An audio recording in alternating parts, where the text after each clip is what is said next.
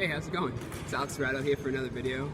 I find because I skateboard, I see the world as a different place. Growing up, like in suburbia basically, all you have is like, you know, parks, trails, and, you know, boring stuff.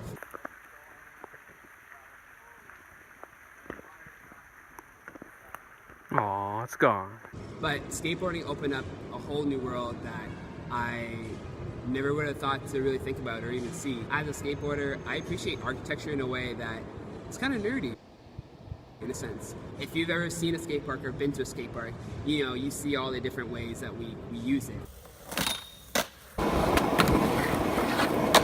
And it's because architecture is like fundamental to the activity of the sport progressing. What I find is that as a skateboarder, I see the world as a different place. I don't just walk down the street and just see, you know, Lego building blocks of the city. No, I see every space of the city as potential for doing skateboard tricks on. And that, in a sense, becomes a canvas. And you could say, in a sense, that every skateboarder is an artist because their skateboard is a paintbrush, and what they choose to do with that paintbrush, that is their style of art. There is no wrong way to skateboard. It's your own way. You get to define it by your own terms. And what's crazy is that in the city and in suburbia, it's like you are always challenged to think of your environment as your space. It isn't just a separate thing, you know?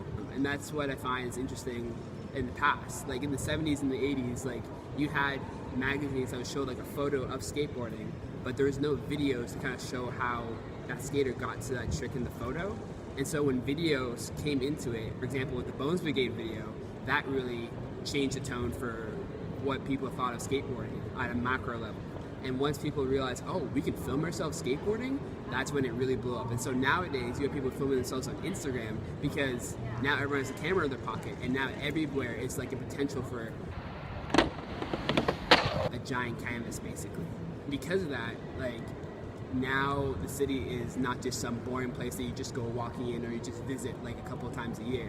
The city literally becomes a playground, and that's really what it is. I mean, there are some kids who literally grow up skating parks, and there's some people who grow up skating the streets. It's just whatever you really enjoy doing. I enjoy the parks because it's a good meetup place, and that's what they end up coming. But if there's like a nice street spot that you can go to that you can meet other skaters at, hey, that's basically it.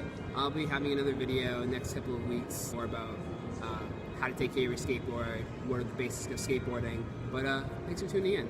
See you later. Signing off. Nice.